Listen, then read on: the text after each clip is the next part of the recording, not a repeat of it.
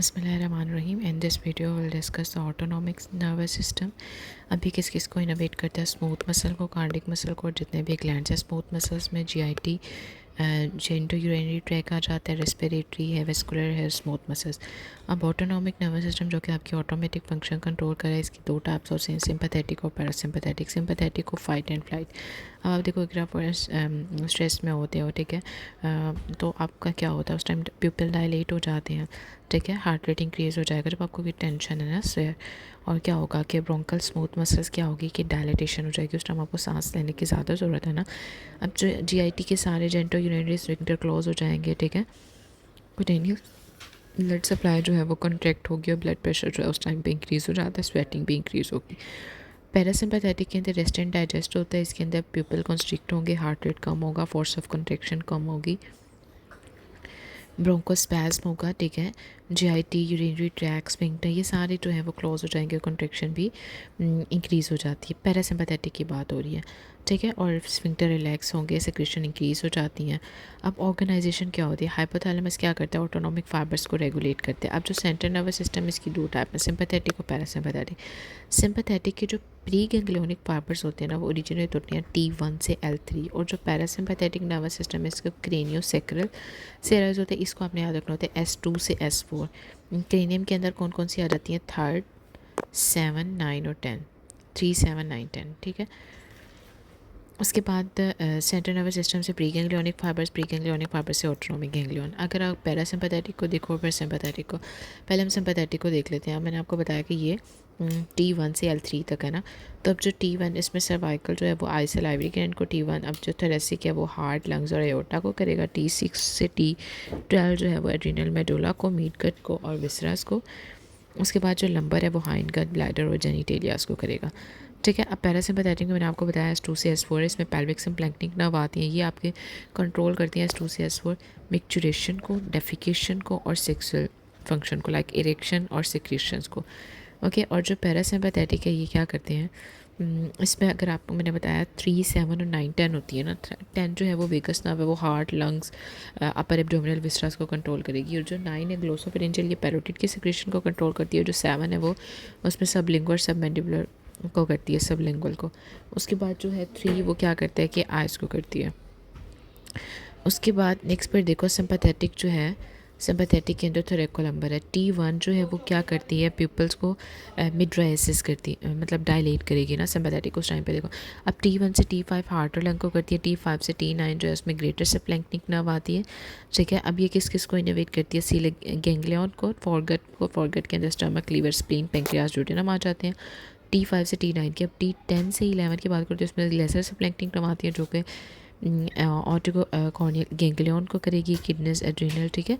और इसमें आते हैं सुपीरियर मेसेंटेरिक गैंग्लियन जो कि इनोवेट करती है किसे, जुजिनम को और आइलियम को, ठीक है. अब जो L1 से L2 है ये किसको करती है, लंबर सबक्लैंक्टिक नर्व. इसके अंदर आती है, ये किसको इनोवेट करती है, इंफियस मेसेंटेरिक गैंग्लियन को. ये किसको इनोवेट करेगी, नेक ऑफ द ब्लैडर को, यूरिथ्रा को, कोलन, रेक्टम और रिप्रोडक्टिव ऑर्गन को. इसको दोबारा से देख लेते हैं. T1 पेपर्स को करती है. T1 से 5 जो है वो करेगी हार्ट, लंग्स को. 5 से 9 ग्रेटर सबक्लैंक्टिक. 10 से 11 जो है वो लेसर सबक्लैंक्टिक नर्व. ग्रेटर सबक्लैंक्टिक किसे, फॉरगट को करती है, और ये सुपीरियर मेसेंटेरिक गैंग्लियन के थ्रू. T5 से T9 सीलियक, फिर सुपीरियर मेसेंट, फिर इंफीरियर मेसेंट. सुपीरियर के अंदर लेसर सबक्लैंक्टिक नर्व याद रखो, और इसके अंदर लंबर, ठीक हो गया. उसके बाद जो CNS के अंदर हमने ये देखा था कि उस सिंपैथेटिक के अंदर T1 से L3 होते हैं, इसके प्री गैंग्लियोनिक फाइबर शॉर्ट होते हैं. अब इसका इफेक्टर दूर होगा ना, तो इसमें पोस्ट होंगे वो लार्ज होंगे, ठीक है. अब जो प्री वाला होता है ना उसके अंदर एसिटाइलकोलिन ही रिलीज़ होता है, और जो पोस्ट गैंग्लियोनिक होता है उसके अंदर नोरेपिनेफ्रिन रिलीज़ होता है, एक्सेप्ट द स्वेट ग्लैंड जिसमें एसिटाइलकोलिन रिलीज़ होगा, ठीक है. तो sympathetic, adrenergic fibre, cardiac, smooth में सबको इनोवेट करे होते हैं ना. उसके बाद पैरासिम्पैथेटिक में आ जाओ, इसमें मैंने 3, 7, 9 और 10 बताया. इसके प्री गैंग्लियोनिक लॉन्ग होते हैं और पोस्ट होते हैं वो शॉर्ट होते हैं. ये सारे एसिटाइलकोलिन रिलीज़ करते हैं निकोटिनिक और मस्कुलिनिक दोनों रिसेप्टर्स पे, ठीक हो गया. अब जो पैरासिम्पैथेटिक है ये ओनली जो है वो इसका ट्रांसमीटर जो है वो एसिटाइलकोलिन होता है. सिंपैथेटिक का सबका एसिटाइलकोलिन और एपिनेफ्रिन होता है एक्सेप्ट द स्वेट ग्लैंड्स, ठीक है, पोस्ट गैंग्लियोनिक के अंदर. अब प्री पैरासिम्पैथेटिक के अंदर देखो, पैरासिम्पैथेटिक के अंदर प्री गैंग्लियोनिक लॉन्ग होते हैं, पोस्ट वाले शॉर्ट होते हैं. दोनों क्या करते हैं, एसिटाइलकोलिन रिलीज़ करते हैं. सिम्पैथेटिक के अंदर प्री वाला शॉर्ट है, पोस्ट वाला लार्ज है, ठीक है. और पोस्ट वाला नोरेपिनेफ्रिन करते हैं, और एसिटाइलकोलिन जो है वो स्वेट ग्लैंड, और एपिनेफ्रीन है फॉर द एड्रीनल मेडुला। अब सिंपैथेटिक नर्वस सिस्टम के अंदर ये मैं आपको ऑलरेडी बता चुकी हूँ, ऑटोनॉमिक गैंग्लियंस और फिर उसके बाद पोस्ट गैंग्लियोनिक लोग होते हैं। अब इसमें देखो न्यूरोट्रांसमीटर क्या होता है। एड्रीनर्जिक के अंदर नोरेपिनेफ्रीन होता है, कोलिनर्जिक के अंदर एसिटाइलकोलिन होता है, ठीक है। पोस्ट गैंग्लियोनिक सिंपैथेटिक जो है, इसमें एड्रीनर्जिक सिंपैथेटिक जो है ये इनर्वेट करते हैं, एसिटाइलकोलिन करेगा, स्वेट ग्लैंड को करेगा इनर्वेट, ठीक हो गया। अब सिंपैथेटिक पैरासिम्पैथेटिक के अंदर देखो प्री गैंग्लियोनिक एसिटाइलकोलिन करेंगे, पोस्ट है वो भी एसिटाइलकोलिन करेंगे। और नॉर कोलिनर्जिक की बात हो रही है, उसको कोलिनर्जिक, और नॉर एड्रीनर्जिक जो सबको करते हैं उसमें नॉर एड्रीनालिन आ जाएगा। पैरासिम्पैथेटिक के अंदर प्री के अंदर एसिटाइल, पोस्ट में भी एसिटाइलकोलिन है।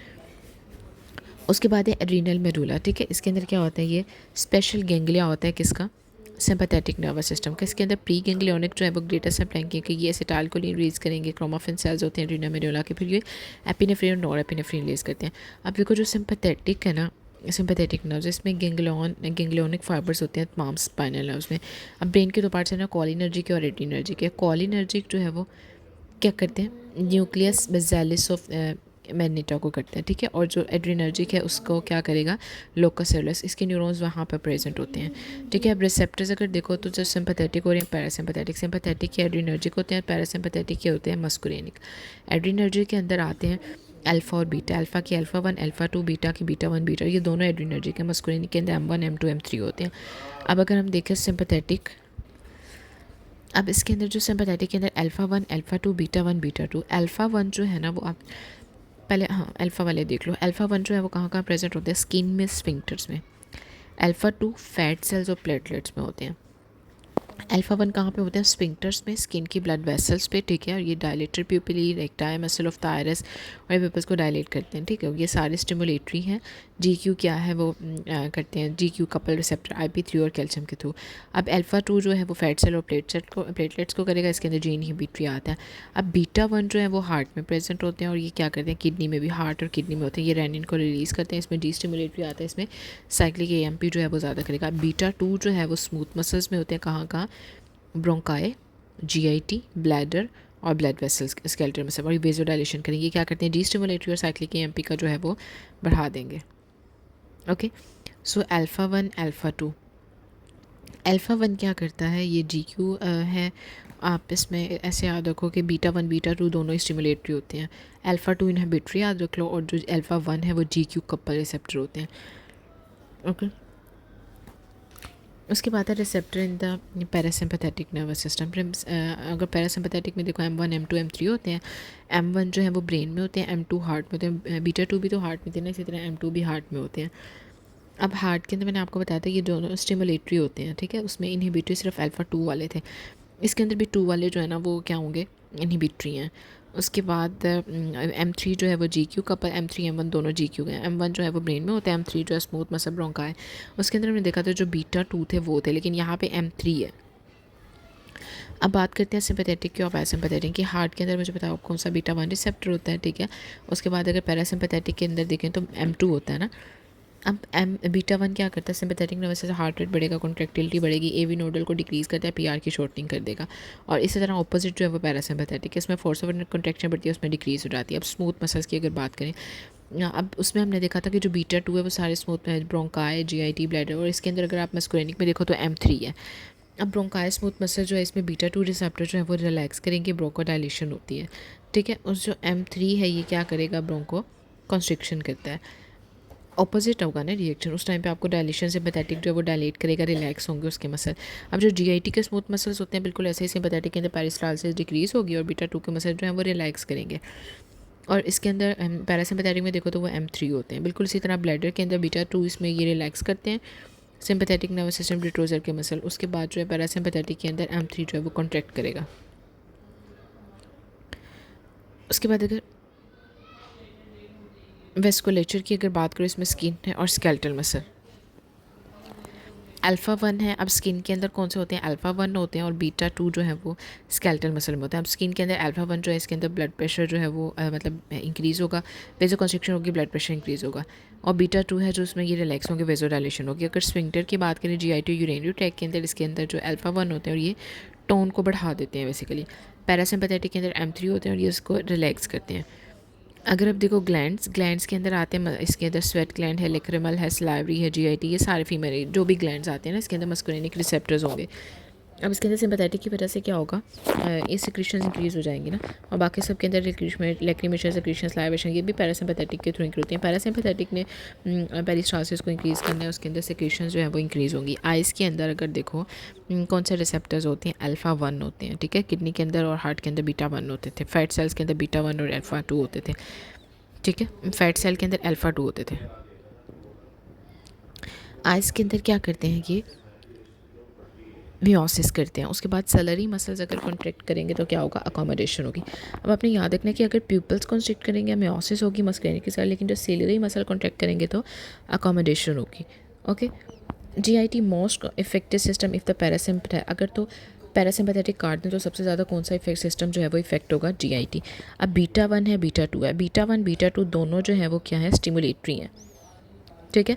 अब जो बीटा 1 बीटा 2 दोनों क्या है, स्टिमुलेटरी हैं, ये मैंने आपको ऑलरेडी बताया था। अब जो अल्फ़ा, इसमें याद रख लो, अगर आपको स्टिमुलेटरी का क्यू और आई वाला याद नहीं रहता, बीटा 1 बीटा 2 बी वाले दोनों स्टिमुलेटरी हैं, और अल्फ़ा 2 और एम टू और ए2, ठीक है, ये दोनों इनहिबिटरी हैं, और अल्फ़ा 1 M1 M3 तीनों जो हैं वो GQ हैं।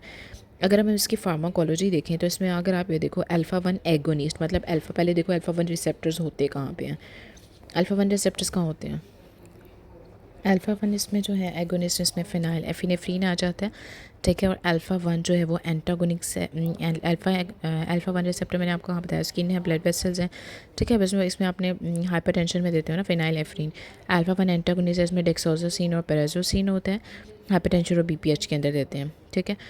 एंटागोनिस्ट है ना, आपने उसको कम करना है। ओके, सो बीटा 1 एगोनिस्ट जो है वो बीटा 1 हार्ट में होते हैं, उसके लिए एगोनिस्ट अगर आपने कार्डियोजेनिक शॉक के अंदर डोबिटामिन देते हो। बीटा 2 एगोनिस्ट जो है, बीटा 2 कहाँ पे होते हैं, बीटा 2 है, इसके अंदर आपने आपके ब्रोंकाई के अंदर होंगे ना, इसमें आपने अस्थमा COPD में साल्ब्यूटामोल साल्मिट्रिल देते हो। बीटा ब्लॉकर के अंदर भी प्रोप्रानोलोल आ जाता है, बीटा 1 ब्लॉकर के अंदर आते हैं, इसमें कार्डियो सेलेक्टिव होते हैं। अगर आपने heart failure ischaemic heart disease है तो आप क्या देते हो, मेटोप्रोलोल एटोनोलोल देते हैं। मस्कुरेनिक एगोनिस्ट जो है इसमें पाइलोकार्पिन एसिटाइलकोलिन देते हैं। उसके बाद हम मस्कुरेनिक एंटागोनिस्ट के अंदर आते हैं। मस्कुरेनिक रिसेप्टर्स जो हैं वो कहाँ पे होते हैं, मस्कुरेनिक रिसेप्टर पहले बताओ होते क्या हैं, M1 M2 M3 होते हैं ना। M1 कहाँ होते हैं, आपके ब्रेन में, M2 जो है वो हार्ट में, M3 जो है वो स्मूथ मसल ग्लैंड, इन सब में, ठीक हो गया। अब इसमें देखो मस्कुरेनिक एगोनिस्ट आप याद रख लो, पाइलोकार्पिन एसिटाइलकोलिन, और एंटागोनिस्ट जो है वो इसमें एट्रोपिन आ जाएगा, सेक्रेशन को कम करेगा, हार्ट रेट को ज़्यादा करेगा, ब्रोंकोडायलेशन। पैरासिम्पैथेटिक जो है अगर वो ब्लड वेसल्स भी एक्ट करे via the vaso intestinal peptide, parasympathetic vagus को कट करेंगे तो मोस्ट इफेक्टिव जो है जीआईटी मसल होगी। रेनिन रिलीज़ होती है सिंपैथेटिक जो इसमें बीटा 1 रिसेप्टर्स होते हैं किडनी के अंदर, ठीक है। ये हार्ट सिंपैथेटिक सिस्टम के थ्रू रेनिन भी ज़्यादा होता है, ब्लड प्रेशर भी ज़्यादा होगा, हार्ट रेट भी। अब बेटा रेनिन और हार्ट रेट ये दोनों जो है वो बीटा 1 होते हैं ना, और जो ब्लड वेसल पे उस पर अल्फ़ा 1 है।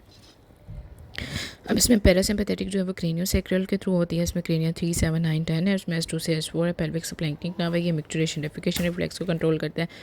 अब इसमें डेफिकेशन रिफ्लेक्स के अंदर ये क्या करता है, डिस्टेंशन करेगा किसकी, रेक्टम की। मोस्ट इंपॉर्टेंट रिफ्लेक्स जो है वो रेक्टोएनल रिफ्लेक्स होता है इन द डेफिकेशन। रेक्टम जब डिस्टेंड करेगा तो क्या होगा कि स्ट्रेच रिसेप्टर एक्टिवेट होंगे, S2 S4 स्प्लैंक्टिक नर्व के थ्रू रेक्टोएनल रिफ्लेक्स में जाएगा। इंटरनल जो एनल स्फिंक्टर होंगे वो रिलैक्स करेंगे और डेफिकेशन होगी। अब मिक्चुरेशन रिफ्लेक्स के अंदर देखो इसमें क्या होगा कि अगर ब्लैडर फुल है तो रिसेप्टर जो होंगे वो क्या करेंगे, स्टिमुलेट करेंगे। S2 S4 के थ्रू क्या होगा, सेक्टा सेगमेंट के थ्रू जो है वो आपके इंटरनल यूरिनरी स्फिंक्टर है और एक्सटर्नल यूरिनरी स्फिंक्टर है। अब ये सारा किसके थ्रू कंट्रोल होता है, through the pudendal nerve. Okay, so ये क्या करता है, बेसिकली इनहिबिट करेगा किसे, यूरिनेशन को। पैरासिम्पैथेटिक इसके अंदर ड्यूट्रेस कॉन्ट्रैक्ट करेगा और इंटरनल स्फिंक्टर जो होता है वो रिलैक्स हो जाता है। अगर ये हमने देखा डेफिकेशन मिक्चुरेशन रिफ्लेक्स, ठीक है, इसमें पोडेंटल नर्व है, फिर उसके बाद स्प्लैंक्टिक नर्व के थ्रू होता है। मिक्चुरेशन रिफ्लेक्स जो है वो सारा कंट्रोल होता है पैरासिम्पैथेटिक के थ्रू। ब्लैडर जो है वो डिस्टेंड करेगा, ठीक है, इसके अंदर स्ट्रेच रिसेप्टर स्टिमुलेट होंगे। पैरासिम्पैथेटिक S2 S4 इसमें sector segment of the spinal cord के थ्रू। इसमें पोडेंटल नर्व जो है वो क्या करेगा, वोलेंट्री सोमैटिक मोटर फाइबर्स को एक्टिवेट करेंगे और एक्सटर्नल स्फिंक्टर जो है वो ओपन हो जाएगा। एक्सटर्नल स्फिंक्टर इससे ओपन होगा और पैरासिम्पैथेटिक स्टिमुलेट करेगा, ड्यूट्रेस कॉन्ट्रैक्ट होगा, इंटरनल स्फिंक्टर जो है वो ओपन होगा। उसके बाद वोलेंट्री इनहिबिशन कैसे होती है, by the firing of the pudendal nerve और एक्टिवेशन। अब न्यूरोजेनिक ब्लैडर है, इसकी दो टाइप्स होती हैं, एटोनिक और स्पास्टिक। अगर तो बिलो सेक्टल कॉर्ड के इंजरी हुई है तो इसका मतलब है एटोनिक, अगर अबव हुई है तो स्पास्टिक है। अब बिलो है तो इसका मतलब है पैरासिम्पैथेटिक डैमेज हुआ है, इसमें कोई फिलिंग, कोई डिस्टेंशन, कोई रिफ्लेक्सियस यूरिन ड्रिबलिंग होगी इसके अंदर। अब जो स्पेस्टिक होता है इसके अंदर ओवर एक्टिव ब्लैडर होगा, हाइपर रिफ्लेक्सिया होगा और इंकॉन्टिनेंस होगी। If you have any question you can ask me in the comment section. Okay, अल्लाह हाफ़िज़।